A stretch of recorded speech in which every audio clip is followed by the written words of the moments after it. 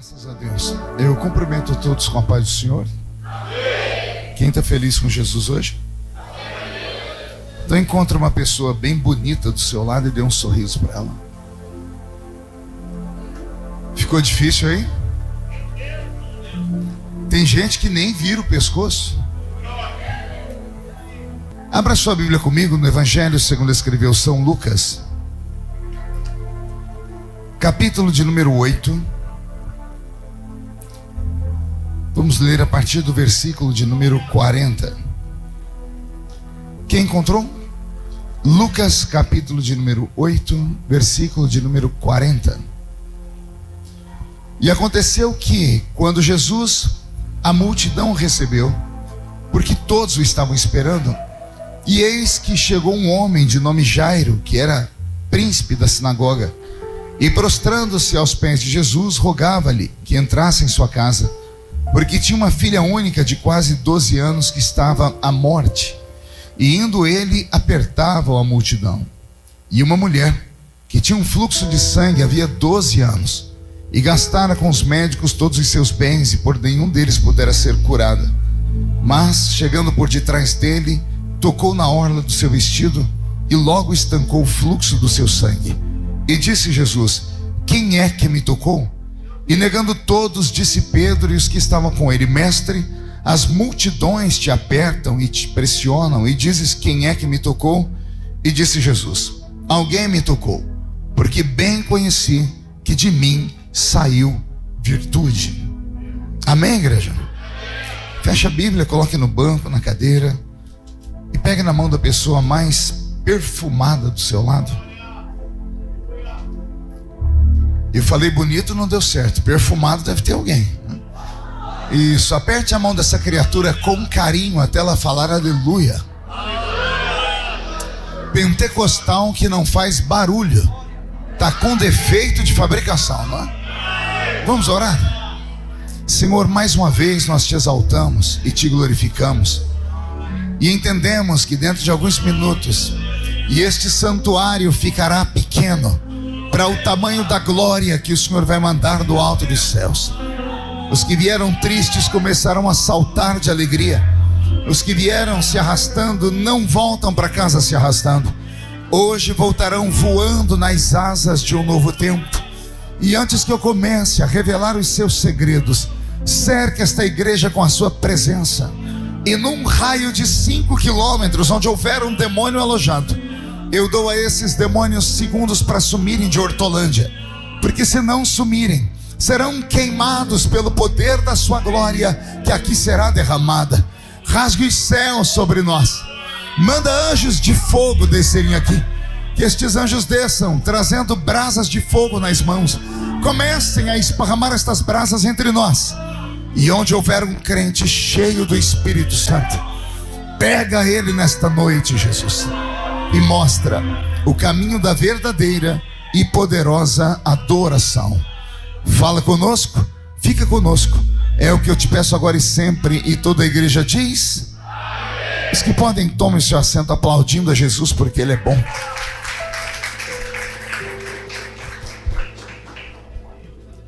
Querida igreja, noiva do Cordeiro, simpatizantes da nossa fé, amigos que vieram de perto ou de longe para este lindo culto, estar na presença de Deus deve ser para nós motivo de imensa alegria. Imagino que nesse exato momento, quantas pessoas que um dia pisaram no Santo dos Santos estão se arrumando ou saindo de casa para irem para as baladas, para irem para as bocas de fumo.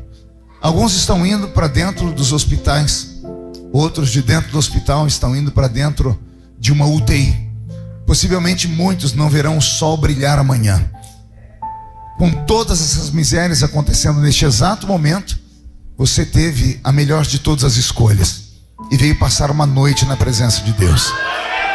Com certeza existe uma recompensa para aqueles que sacrificam uma noite de sábado para estar na presença de Deus, e essa recompensa vai chegar hoje para você. Alguém acredita nisso? Então dê mais um grito de glória a Deus, por favor. Eu prometo que não vou demorar muito, tá?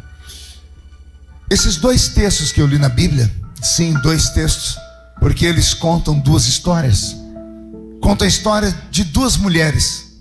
Uma está iniciando a vida e a outra está terminando a sua vida. A que deveria estar iniciando a vida morreu. A que deveria estar terminando a vida, embora o seu corpo estivesse de pé, a sua alma, o seu espírito já estavam mortos há muito tempo. Uma é a filha de Jairo, uma menina de 12 anos. A outra, a Bíblia não conta para nós o seu nome, só diz que fazia 12 anos que ela lutava com uma enfermidade incurável. Como a Bíblia é linda quando ela fala conosco, né? Uma menina vivia há 12 anos e uma mulher morria há 12 anos. Olha que interessante. Uma menina há 12 anos vivia e uma mulher há 12 anos morria. E o importante é que essas 2 mulheres vão cruzar o caminho do mestre e Jesus vai dar vida para as 2. Vai dar para elas uma oportunidade de caminharem um pouquinho mais nessa terra. Interessante aqui é descobrir que quando Jesus vai visitar a filha de Jairo, ele não vai sozinho, mas ao entrar dentro da casa de Jairo e entrar dentro do quarto onde a menina estava, Jesus faz questão que somente 3 pessoas que estavam na sua comitiva, fora o pai e a mãe da menina, entrem com ele dentro do quarto. Não sei se vocês já repararam isso. Jesus já tinha a sua escola, ele já tinha os seus 12 discípulos que ele transformaria em apóstolos. Mas quando ele entrou na casa de Jairo, para entrar dentro do quarto onde a menina estava, Jesus não deixou todos os seus discípulos entrarem. Ele só deixou 3 discípulos entrarem com ele no quarto onde estava a filha de Jairo. Ele só permitiu que Pedro, Tiago e João, qual o nome deles? Entrassem com ele dentro do quarto. E a pergunta que fica é: por que Jesus não deixou os outros 9? Os outros 9 não eram escolhidos por ele? Não eram homens especiais também? A nossa fé não está estabelecida e alicerçada na fé dos apóstolos? Não é isso que nos diz as cartas de Paulo? Pois bem, se eram tão importantes e se eram tão homens santos, por que nem todos puderam entrar dentro do quarto onde aquela menina estava? Só isto aqui daria uma meditação de pelo menos umas 5 horas. Mas como nós não temos tanto tempo assim, eu só quero deixar um breve resumo. É simples. Nem todos os que caminham estão preparados para ver. Vou falar de novo. Opa, meu chefe, o senhor chegou aqui, eu nem vi. Reverência. E veio num terno bonito, hein? Ele está parecendo um manequim de vitrine de shopping center. Não tá? Então imaginem, senhoras e senhores, irmãos e irmãs, que nem todos os que caminham estavam preparados para ver. Isso aqui me traz tanta coisa à mente. Eu me lembro que quando garotinho ainda na igreja, estávamos num congresso, e em uma tarde um dos pregadores foi nos falar sobre escatologia bíblica, aquelas matérias antigas que os crentes antigos amavam, sobre a volta de Cristo. E o pregador disse naquela tarde algo que eu nunca mais esqueci. Ele disse: eu não falo e não ensino apenas uma igreja nesta tarde. Ele disse: eu estou ensinando 2 igrejas nessa tarde. Uma é a igreja militante e a outra é a igreja triunfante. E ele explicou: a igreja militante é aquela do qual todos nós fazemos parte. Todos aqueles que têm uma carteirinha de membro, que passaram pelo batismo nas águas, que frequentam a igreja, todos estes militam. Mas quando a trombeta do arrebatamento tocar, nem todos os que militam vão triunfar. Nem todos os que dizem Senhor, Senhor entrarão no reino dos céus. Então eu aprendo que não basta estar com Ele, é preciso estar dentro dEle. É preciso estar, a palavra dEle habitando, morando dentro do nosso coração. Por que 9 discípulos não puderam entrar dentro do quarto com Jesus para ressuscitar aquela menina? Porque embora estivessem com eles, eles não estavam maduros ainda para ver o milagre daquele porte. Não estavam preparados para olhar para uma cama e ver uma criança morta. Eu não sei se alguém aqui já foi em um velório de uma criança. Alguém já foi? Levante a mão para eu ver. Você percebeu o clima? É muito diferente de quando você vai num velório de um adulto ou de um ancião. Porque é contra a lei da natureza uma criança morrer. Porque uma criança não nasce para morrer. Ela nasce para se desenvolver, criar uma família, e lá no auge da sua existência, então sair deste mundo para o outro. É assim que deveria ser. Quando uma criança morre, É uma tragédia que acontece. É uma tragédia que tira todas as pessoas do seu lugar, mexe com a alma, mexe com o sentimento da família. E eu não estou falando algo que eu estudei, estou falando algo que eu vivi. Eu enterrei um filho e eu sei quão difícil é.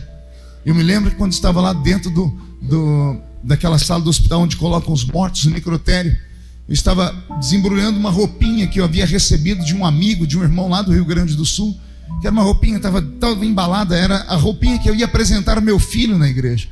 E eu vesti o meu filho com aquela roupa, e quando eu fui ajeitar o caixão onde ia colocar ele, me deu desespero.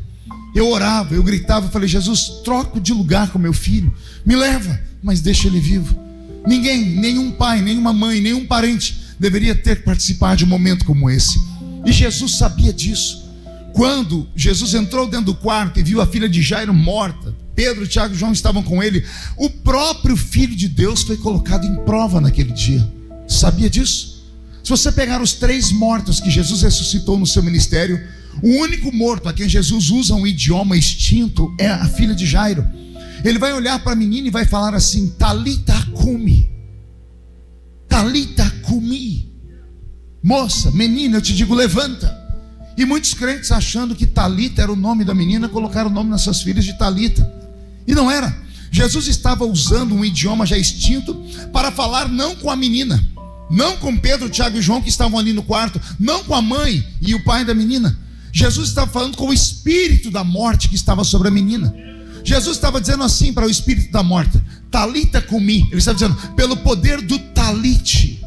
Alguém sabe o que é um talite aqui? E um talite? Tem um irmão ali que diz que sabe. Um judeu não ora com a cabeça descoberta. O judeu, todas as vezes que vai orar, ele pega um pano santo que chama-se talite. Ele cobre a cabeça. E na ponta desse talite tem 613 cordinhas. Cada uma termina com um nó dado. O judeu, quando vai passar uma noite em oração, ele se cobre com aquele pano e ele vai pegando naquelas cordinhas para ele não correr o risco de recitar algo que ele já havia recitado. E ele recita então as 613 leis que existem no livro de Levítico. Por isso 613 cordinhas naquele pano. Ele passará a madrugada orando, porque para recitar 613 leis de cor precisa ter sabedoria, tempo e piedade. Como Jesus sabia que ele ia enfrentar talvez a maior luta da sua existência, porque entrar no quarto e ver uma criança morta e o espírito da morte prendendo ela, Jesus é obrigado a olhar para o espírito da morte e dizer assim para ele: eu não vou temer você, porque eu não estou aqui sozinho. Eu estou aqui revestido por uma unção.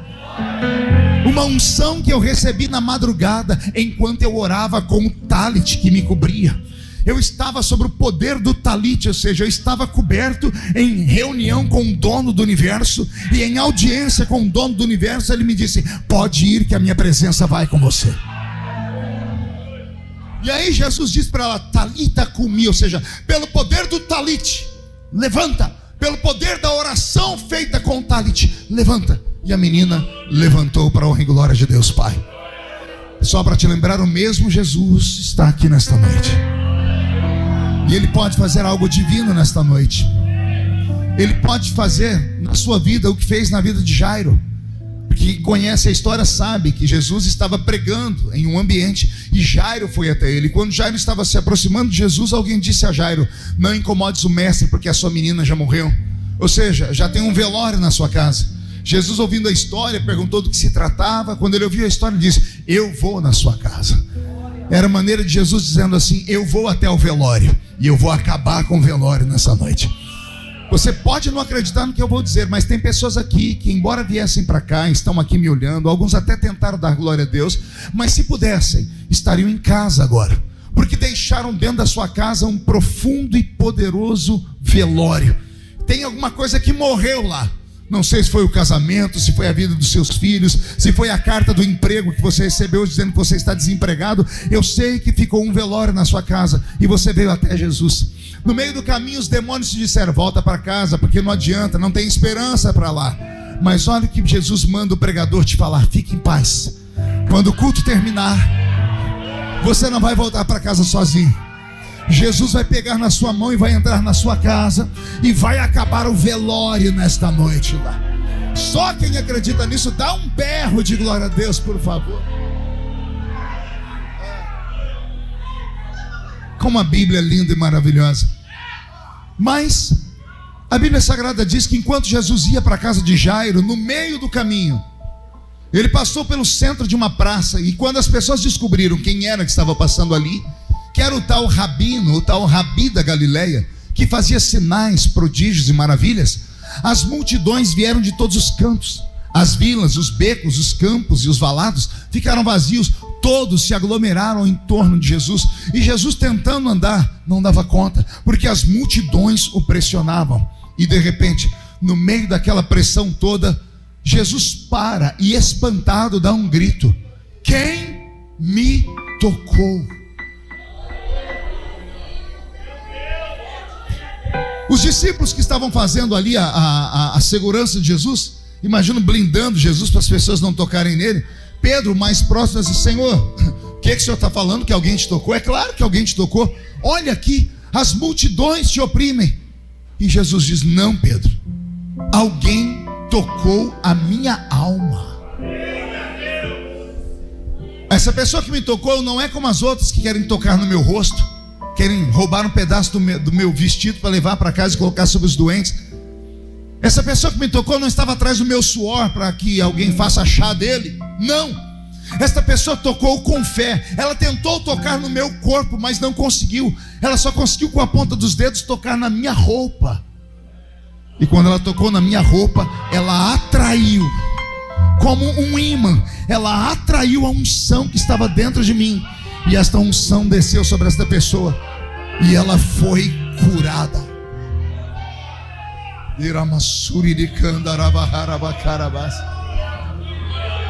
Aqui eu aprendo outra coisa no mesmo sentido da menina. Não basta estar perto dele, não basta caminhar com ele, colado nele, se a sua intenção não for sugar o que está dentro dele. Você já percebeu? Veja só, nós estamos num culto, a maioria das pessoas chegaram no mesmo horário, cantamos os mesmos hinos. Nosso levita aqui quase me fez ir para o céu direto. Eu falei: Jesus, não deixa eu morrer agora não, porque eu senti muito Jesus enquanto você cantava. Só que aí eu abri os olhos, eu vi enquanto ele cantava, eu sentia Jesus, meu corpo tremia, vi pessoas adorando e vi pessoas abrindo a boca de sono. Vi pessoas mexendo no celular, mascando essa desgraça desse chiclete. Outros não param de andar na igreja, vai para cá e para lá, as coisas acontecendo.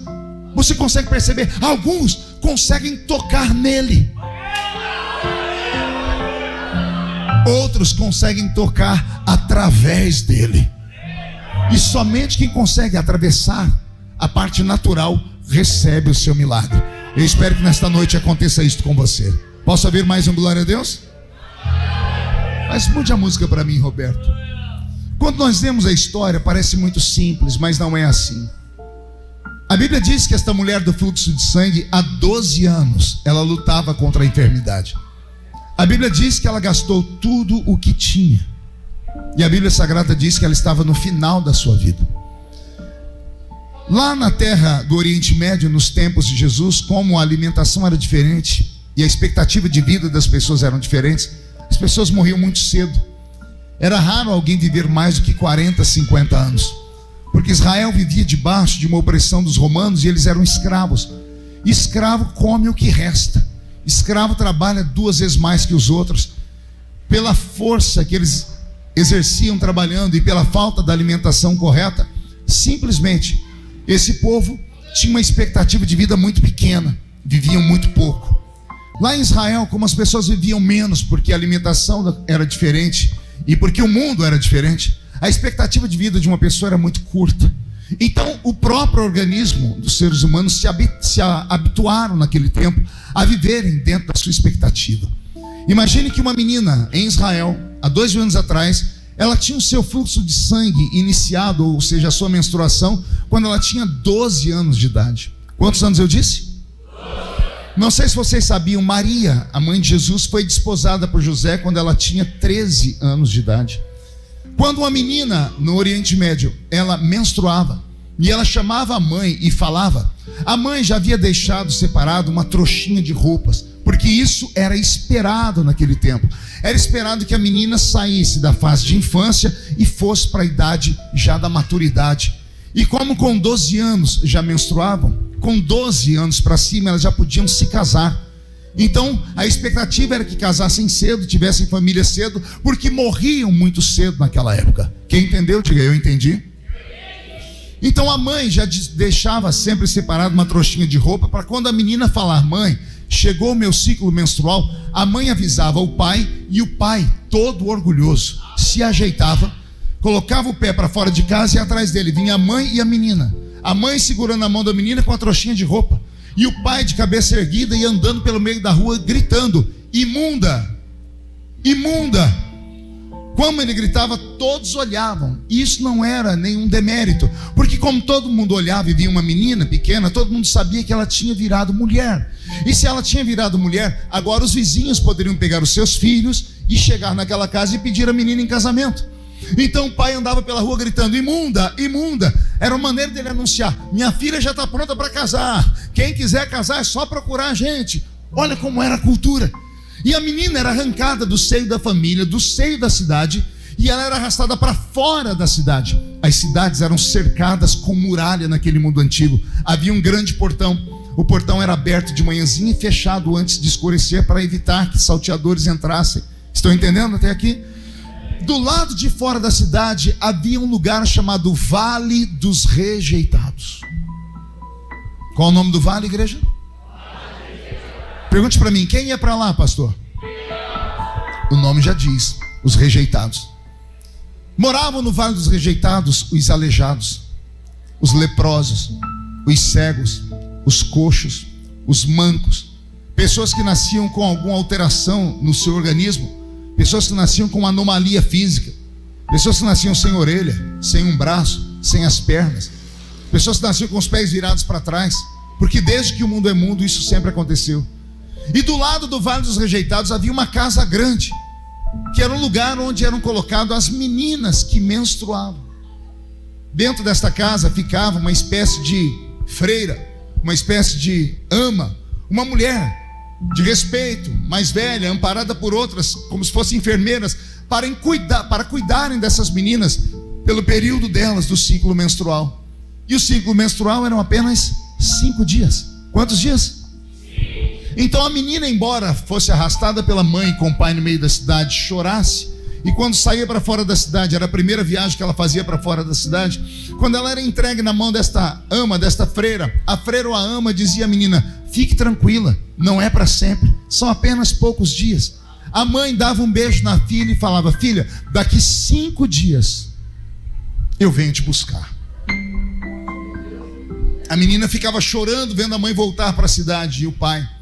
5 dias depois, a mãe, não era o pai, a mãe ia buscar a menina. Não precisava do pai mais, porque agora a menina não estaria mais impura, porque terminou o ciclo menstrual.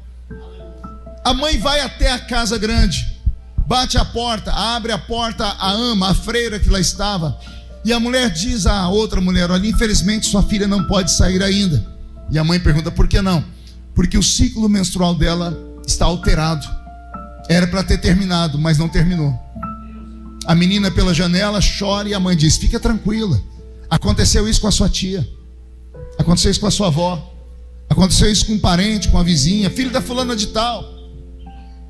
Amanhã a mamãe vem te buscar, porque amanhã termina. No 7º dia a mãe está lá, e a menina ainda tem o seu fluxo de sangue sem parar. 1 semana depois, o fluxo de sangue da menina não para. 1 mês depois, o fluxo de sangue dela não para. Meio ano, e a menina ainda está sangrando. 1 ano, e a menina ainda está sangrando. 2 anos, e a menina ainda está sangrando. São 12 anos. Quantos anos eu disse? A pergunta que eu faço: quem aqui suporta uma luta tão pesada por 12 anos? Quem aguenta? Quem tem paciência de cuidar de um doente por 12 anos sem parar? A prova de que o ser humano não tem paciência tem nome: asilo. Qual o nome eu disse? Quem já foi num asilo aqui?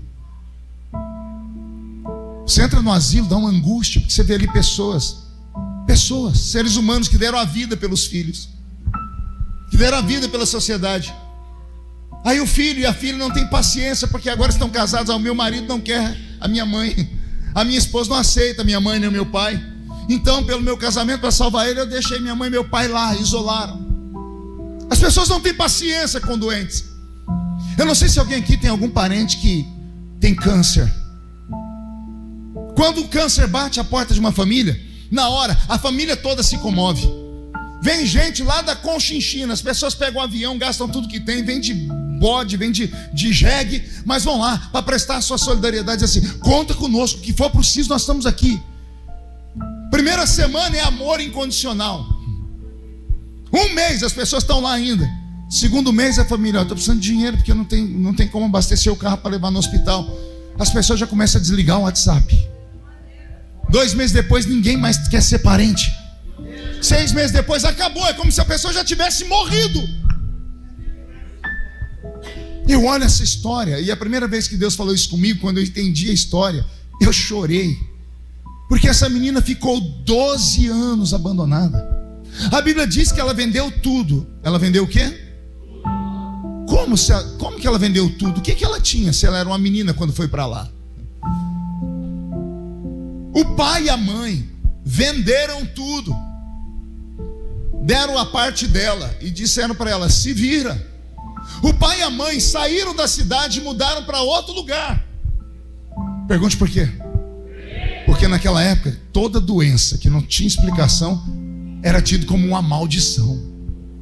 As pessoas diziam: a filha do fulano de tal está com aquele problema ainda, é pecado. Pode vasculhar que tem pecado escondido. Essa menina deve ter seduzido alguém. O pai deve ter bulinado com ela, o pai deve ter abusado dela. Para Deus estar tratando desse jeito, isso aí é algum tipo de pecado escondido. E começam as murmurações, ainda mais uma sociedade religiosa como era naquele tempo. O pai e a mãe não suportaram e mudaram da cidade e abandonaram a menina lá dentro. A história dela fica conhecida em toda aquela região como a mulher fantasma. A mulher o quê? Pergunte por quê, pastor? Como ela tinha um fluxo de sangue ininterrupto por 12 anos a fio. Ela tinha uma anemia profunda. A anemia profunda deixou a pele dela esbranquiçada.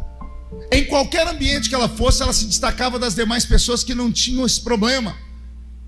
Ela andava com uma burca que deixava até os olhos dela, apenas os olhos dela para fora, para não ser vista, porque todas as pessoas, como conheciam a história dela, e ela por ter a pele branca, podia ser confundida com um leproso que tinha a pele branca também.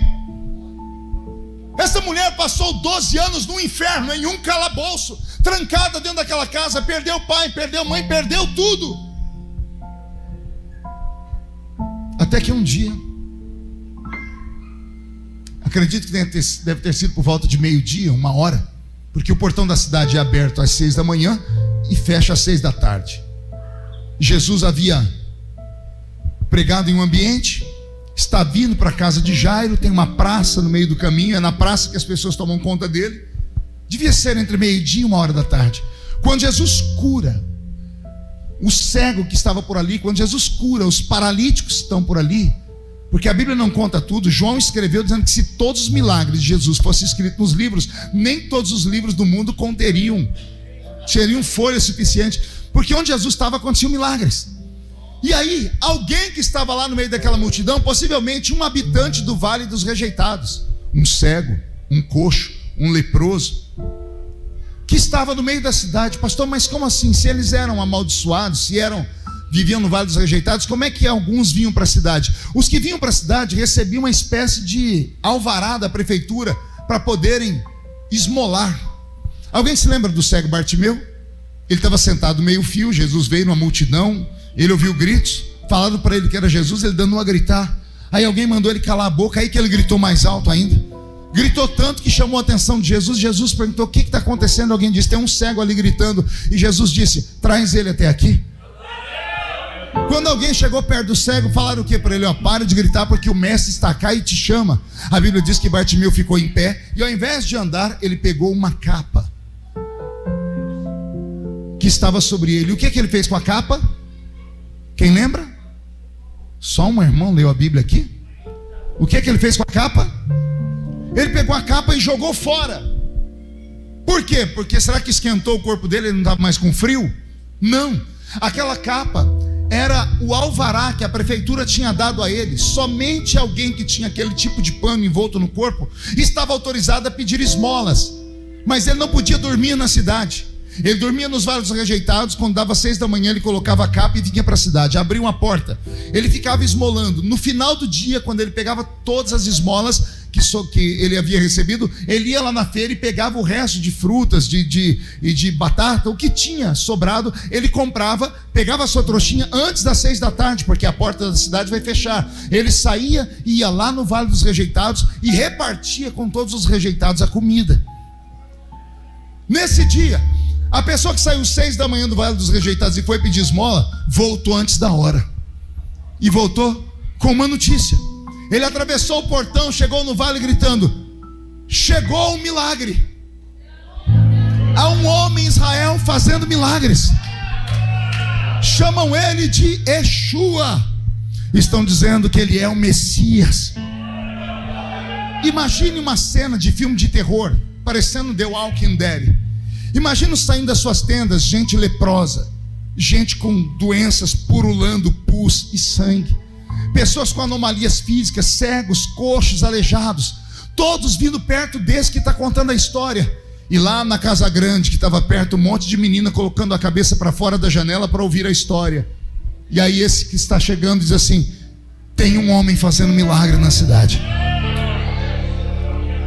Eu vi paralíticos andarem, eu vi.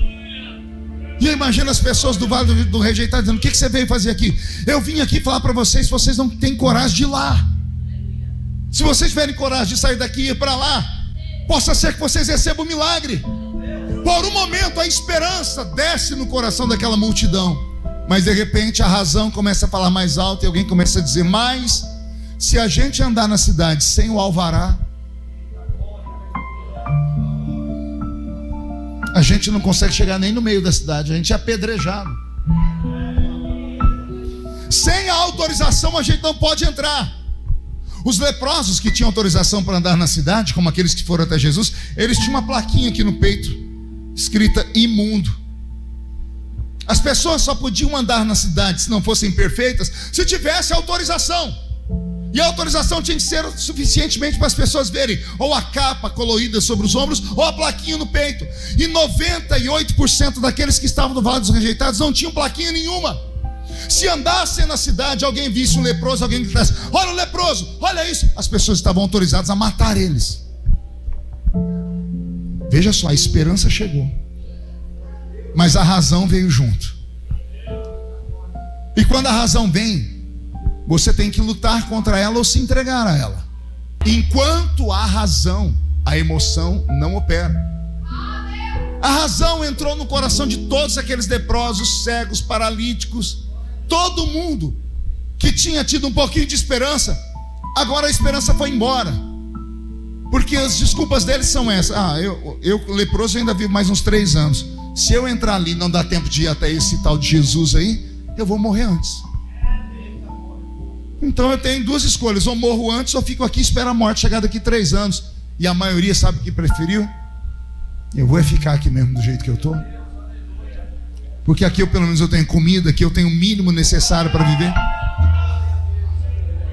Todo mundo ficou ali. Quando as pessoas voltaram para suas tendas, lá daquela casa grande, do meio das janelas, sai uma moça vestida com a sua burca. Ela olhou a entrada da cidade, ela olhou o lugar onde ela morava. Já tem 12 anos que ela está morando aqui. Ela sabe que ela ainda tem mais uns anos de vida, talvez mais uns 10. E ela olha para a porta e vê lá no fundo, talvez o barulho bem alto da multidão gritando. E ela começa a conversar com ela mesma, imagina: se eu ficar aqui eu vou morrer. Se eu entrar na cidade, eu também posso morrer.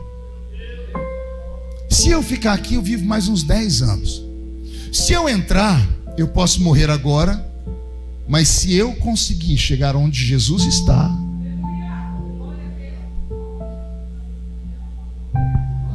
eu posso viver mais 50 anos. Com base na Bíblia, o próprio escritor disse: e o viver do homem é 70 anos, 80 anos, o que passar disso, enfado, cansaço e canseira. Posso ficar e viver mais 10 anos, ou posso lutar por mais 50 anos. Se eu ficar, eu morro. Se eu ir, posso morrer também. Mas ela toma a melhor de todas as decisões.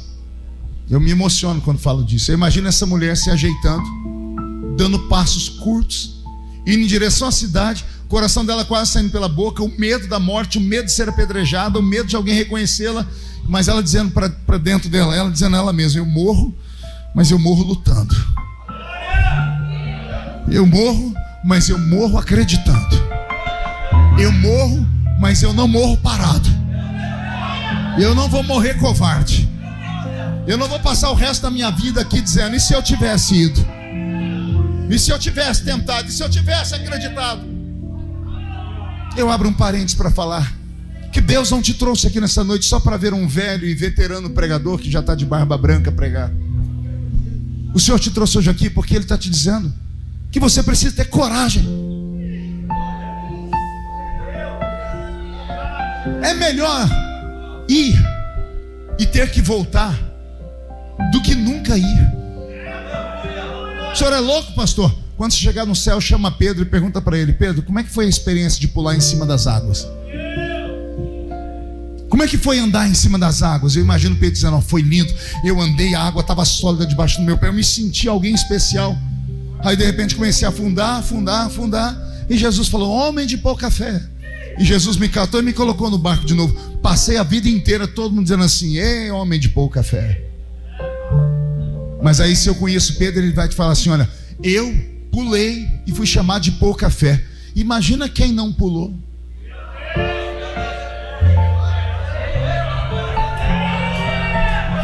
A minha fé é pequena, mas eu pelo menos andei. E os outros não tiveram nem fé para pular. Eu afundei, mas eu andei. É melhor ir e voltar envergonhado, e voltar triste, e voltar machucado, porque o machucado passa, a doença passa, a frustração passa, tudo passa. O que não passa é isso na sua cabeça que fala assim: e se você tivesse ido? Está entendendo ou não? Vou te dar um exemplo prático. Dia desse, eu moro na mesma cidade onde eu nasci, uma cidadezinha minha pequena, é muito pequena, chama Orlândia, tem 40 mil habitantes. E eu estava no mercado fazendo compra lá, e daqui a pouco chegou um ser humano e me tocou no ombro. Quando eu olhei para trás, tinha uma senhora. Ela olhou para mim, ela estava toda afoita. Ela olhou para mim e disse assim: olá. Eu disse: olá. Ela: bom dia. Eu disse: bom dia. Ela olhou para mim e disse: você não está me reconhecendo? Eu disse: desculpa, mas eu não estou reconhecendo. Ela abriu um sorriso. Quando ela deu um sorriso, só tinha 2 dentes na boca. Era o zagueiro e o atacante. Ela sorriu e disse assim: eu sou a fulana de tal. Quando ela disse fulana de tal, meu coração quase saiu pela boca. Eu já comecei a falar: obrigado, Jesus. Obrigado pelo livramento que o Senhor me deu, Senhor. Era uma moça que eu tinha paquerado quando era criança, quando era adolescente. Era uma moça que era minha vizinha na época. Era uma menina linda, parecia uma uva. E agora estava ali aquela coisa, estava parecendo um abacaxi. Eu nunca imaginei que uva virava abacaxi. Quando eu olhei para ela, eu não sabia se ela estava de frente ou de costa. E eu falei: Jesus, eu falei: oi, você está bem? Ela disse assim: podia estar melhor, né? Ela falou: como? Se eu tivesse dado asinhas para você. Olha que homem bonito. Olha que homem importante você virou. Olha que homem. Agora você é um homem até rico. Você tem tudo e olha eu como estou. Ela falou assim: eu perdi a chance. Ela disse: por que eu não tentei? E saiu andando. E eu falei: glória a Deus. Falei: obrigado, Senhor, pelo livramento. Mas eu não estou aqui dando testemunho, eu estou contando a história dela. Quantos aqui passam pela mesma história dela? E se eu tivesse? E se eu tivesse tido a coragem de lutar, de bater mais uma vez na porta daquele emprego? E se eu tivesse engolido meu orgulho? Se eu tivesse deixado aquele patrão, aquele chefe fazer o que ele fez comigo e eu abaixado a cabeça, pelo menos estava empregado até hoje. As pessoas, por causa do orgulho, por causa do medo e por causa da covardia, perdem as maiores chances da sua vida. Quantos daquele vale dos rejeitados poderiam ter sido curados se tivessem tido a coragem de entrar no meio da multidão, se tivessem tido a coragem de arriscar aquilo que tinham, porque era tão pouco que tinham? Que nesta noite esta palavra cate você, que nesta noite Deus abra os seus olhos, que nesta noite você não perca mais nenhuma oportunidade na sua vida. E o senhor acha que vai vir outra, pastor? Eu não acho, eu tenho certeza. Por quê? Porque Deus não me traria aqui para contar essa história só para você saber. Deus está falando que vai abrir uma porta de novo por misericórdia, e é para você entrar por essa porta.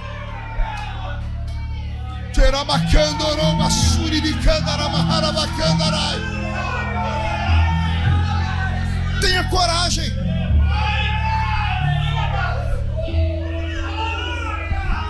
Não desista na primeira queda. Não pare na frente do primeiro obstáculo. Não deixe com que as pessoas passem a vida inteira debochando de você como um fracote, como um fracassado. Arrume forças onde você não tem. E vou te dizer mais: se você for fraco, como você pensa, como todo mundo pensa, não deixe ninguém saber. Porque se te mostrares fraco no dia da peleja, pouca será a sua força. Deus, o meu Deus, não consegue ajudar covardes. Deus não consegue, pastor Valdivino, estender a mão para um covarde. O covarde tem um poder tão grande que ele nem imagina. Sabe qual é o poder do covarde? O covarde consegue amarrar as mãos de Deus para trás. Vou explicar. A Bíblia diz: eis que a mão de Deus está estendida para abençoar. Mas o covarde, por não acreditar, ele faz com que a mão de Deus recue. Porque Deus não pode abençoar aquele que não quer ser abençoado. Porque Deus deu ao ser humano livre arbítrio. É você quem escolhe, é você quem determina. Deus não age.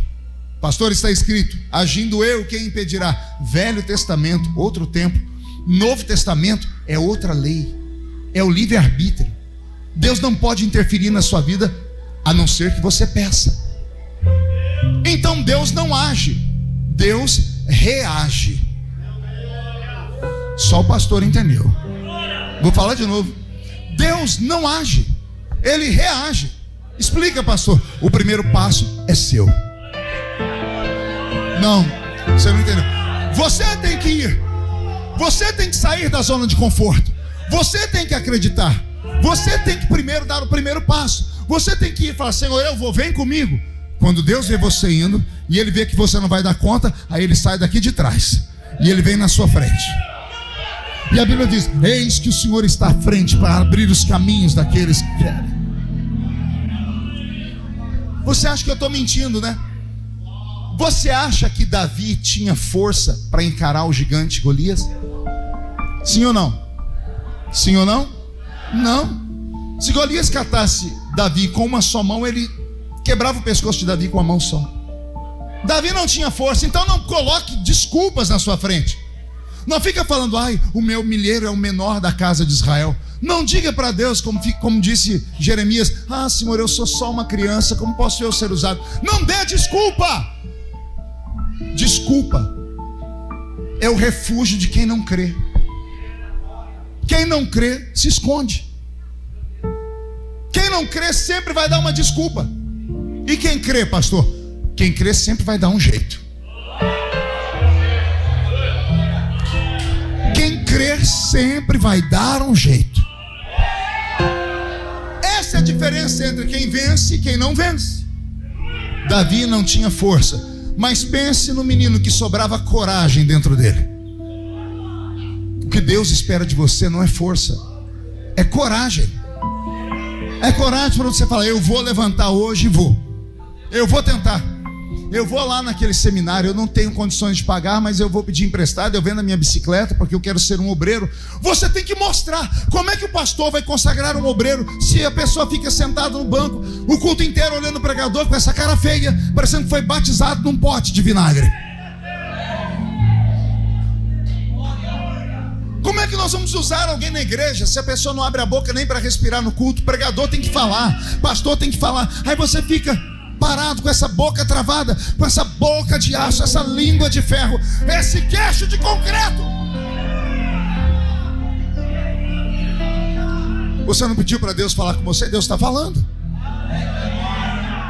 O Senhor está dizendo para você: não tenha pena de si mesmo por causa desse fluxo de sangue. Não tenha pena de si mesmo que você está aleijado. Não tenha pena de si mesmo que você é assim ou é assado, que você não estudou por causa disso ou daquilo. Para de dar desculpa. Dá um jeito. Acredite em si mesmo. Porque se você não acreditar em você, quem é que vai acreditar?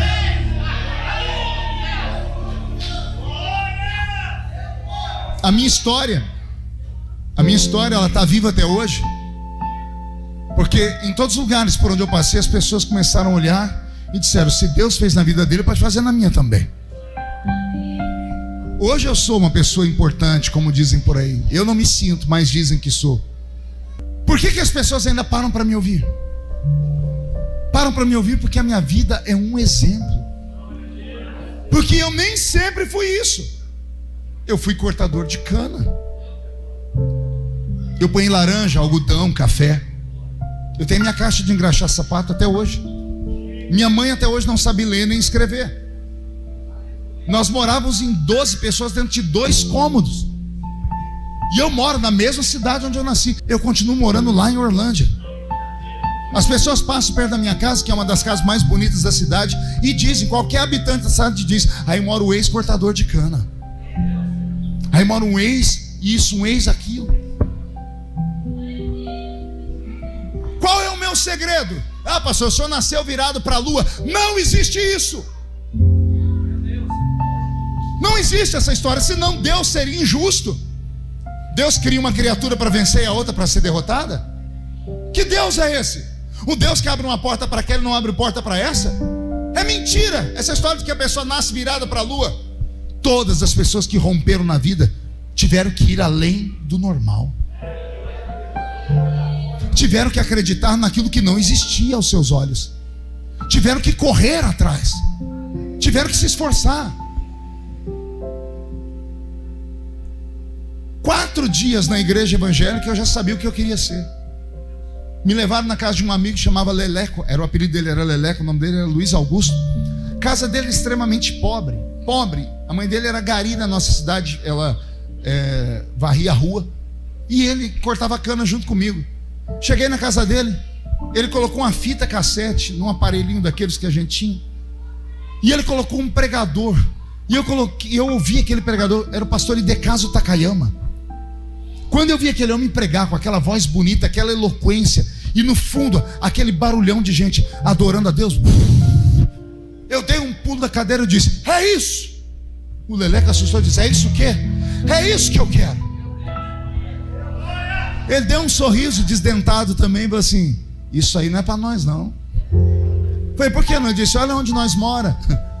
Ele falou: a minha casa tem 3 cômodos. E a sua tem quantas, Feliciano? Eu disse: tem 2. Ele falou: aqui nós moramos em 6, em 3 cômodos. Na sua casa, vocês moram em quanto? Eu falei: em 12. 12 pessoas em 2 cômodos. Dá para viver com isso? Eu falei: Deus vai me dar. Porque eu li aqui, ó: pede e eu te darei as nações por herança. Eu li aqui: a quem enviarei? E eu disse: eis-me aqui, envia-me a mim. Aqui está escrito: bate que a porta abre, pede que você vai receber, procure que você vai achar, acredite que você vai alcançar. Deus pode te dar.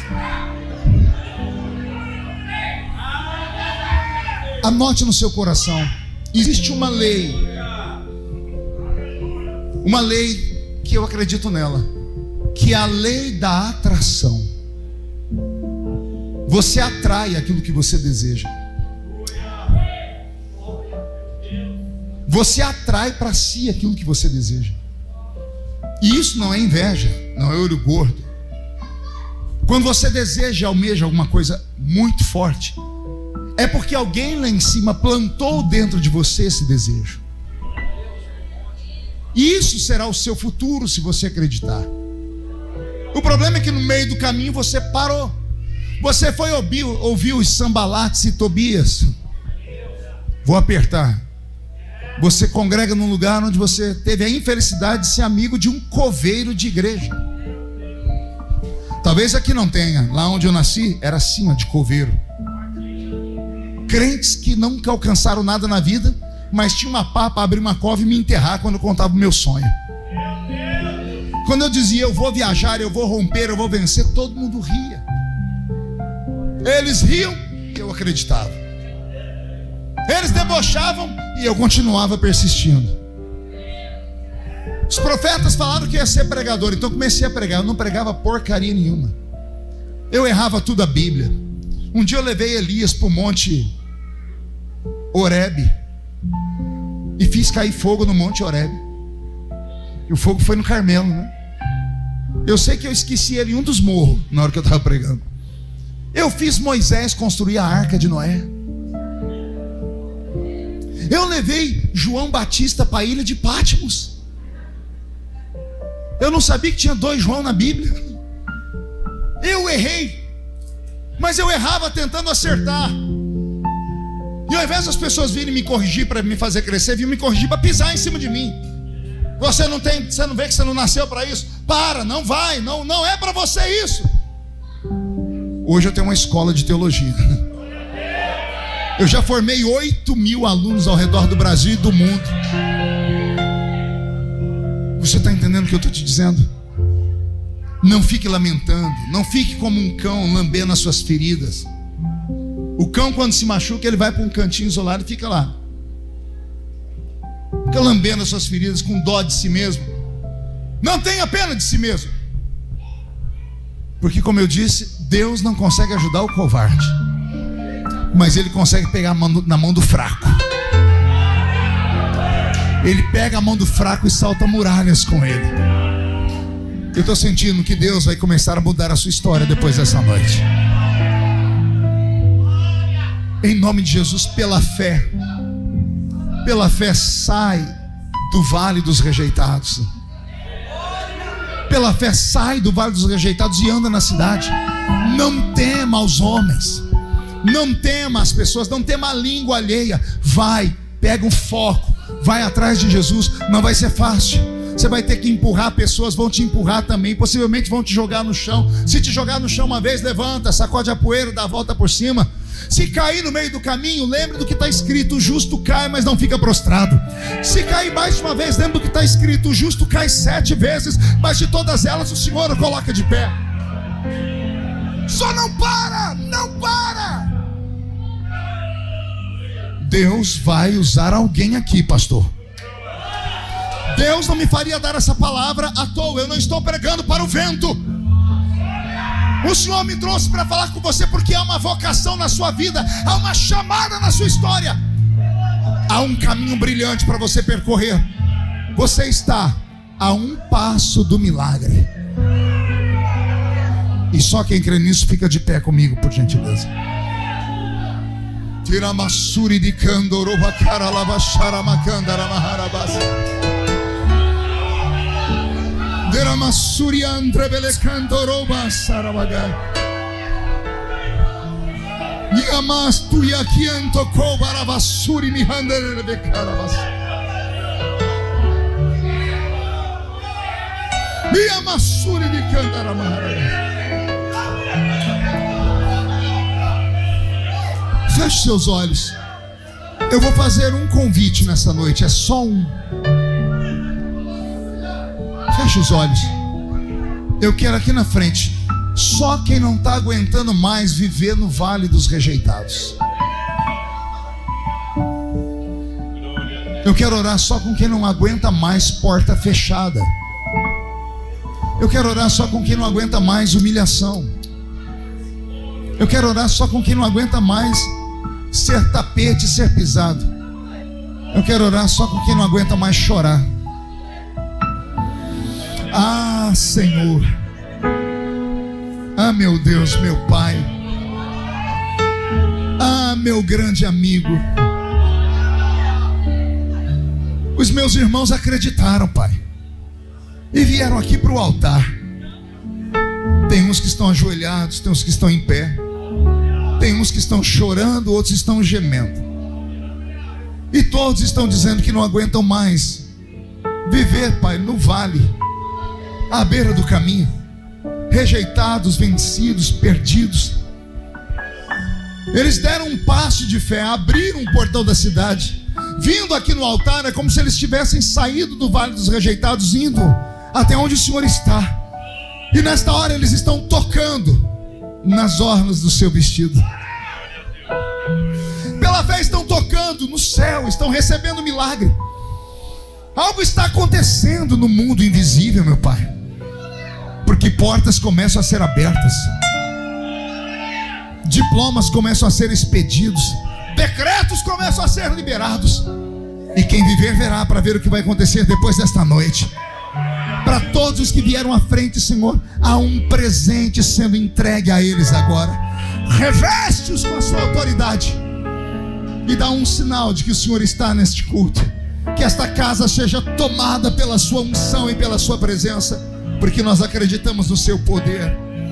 Os que estão ajoelhados fiquem de pé, e todos os que estão de pé, de olhos fechados, abram a mão direita levantada para o céu. Abra a mão direita e diga comigo, em nome de Jesus: todos os demônios que lutaram contra a minha vida, contra os meus sonhos, eu ordeno, venha para a palma da minha mão agora. Feche a sua mão com autoridade. Aí na sua mão estão os demônios que prenderam, que fecharam as portas. Nós vamos jogar no chão. Eu vou contar até 3 primeiro. No 3 nós vamos jogar no chão e nós vamos pisar em cima. E depois que você pisar em cima, você vai abraçar umas 2 ou 3 pessoas e vai dizer para elas: toque até receber o milagre, não desista, porque Jesus está voltando. 1, você nunca mais será o mesmo. 1,5, sua família sentirá orgulho de você de novo. 2, quem viver verá, para ver o que Deus fará na sua vida.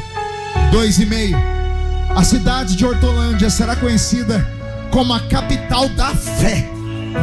3, jogue no chão, pise em cima.